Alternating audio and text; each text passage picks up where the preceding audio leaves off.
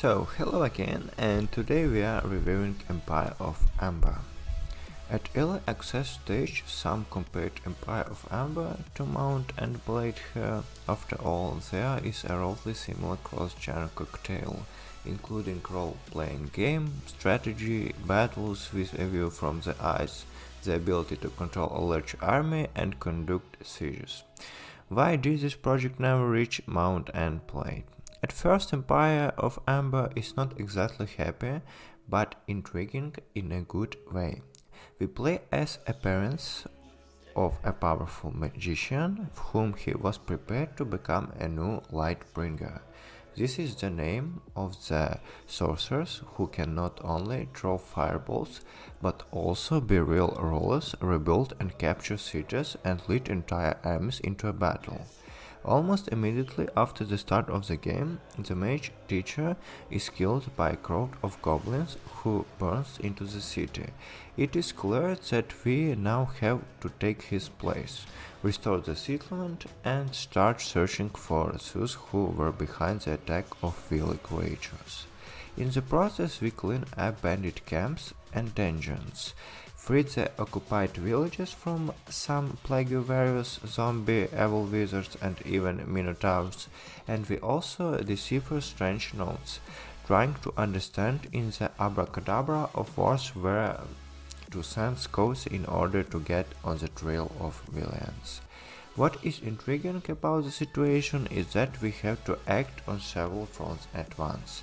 Just in the spirit of the assortment, Mount and Blade, we make decisions when we participate in a meeting of the council of our city.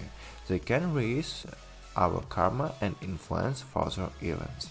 And we are rebuilding our city ourselves. We determine where to put various buildings, where there will be protective walls, how to decorate all this. Buildings are generally familiar, they give an increase to the regional influx of one of the another resource. For example, the market adds goals to the treasure daily, and some will increase the supply of the number. But you will also have to spend money on their maintenance. The library unlocks new units and give you 2 spell blocks you need to learn enchantment, and for example, without a forge it will not be possible to raise the level of your initially weak and cowardly peasants in order to turn them into trained warriors. It is useful to build walls. Our possession will be attacked by enemies, just as we are by the enemy. And when using siege weapons, the same walls our buildings are completely destroyed for themselves. This is one of the chips that developers put on. As you already understood, we also need to regularly recruit new units of one or another specialization, different types of archers, warriors with shields and so on. Gradually they are pumped. And the cooler the fighters, the more expensive their content. And directly into the battle, either they will be obediently follow us, attacking those who meet on the way, or we are free to give them orders. For this you can switch to the tactical map to select everyone and give instructions. The Lightbringer himself take part in battles like in shooters in the spirit of Hexen. You can use a sword, magic, wand or bow, as well as cast spells.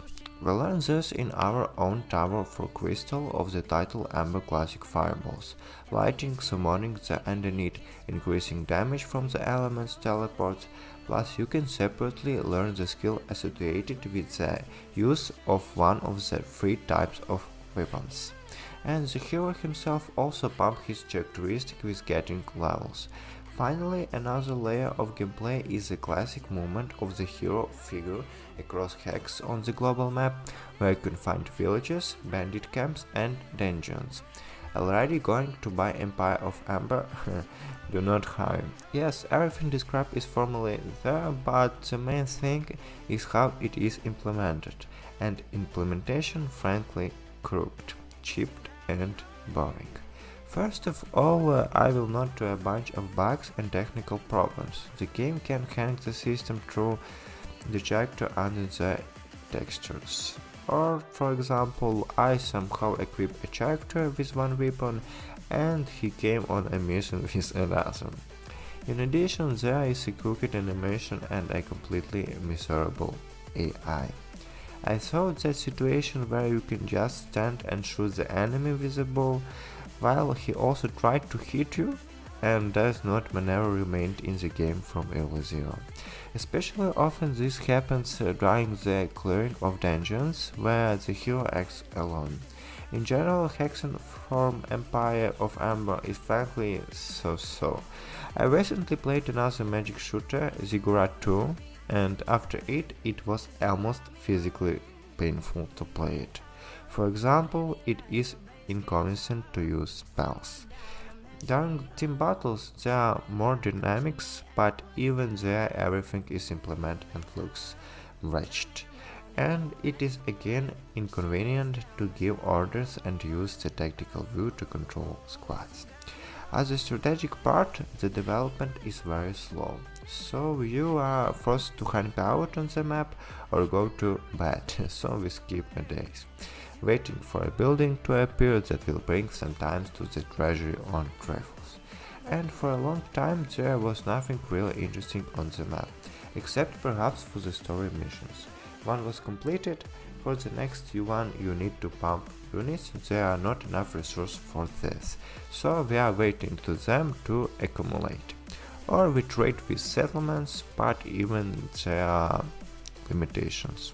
It is clear that the further the more points of interest appear on the map, but before that you still need to enter, and the game does not particularly stimulate us to do this. Empire of Ember is another example of an indie game that buckled under the weight of its own ambitions. The authors mixed everything at once, but did not cope with the implementation. Thank you for watching, please don't forget to subscribe.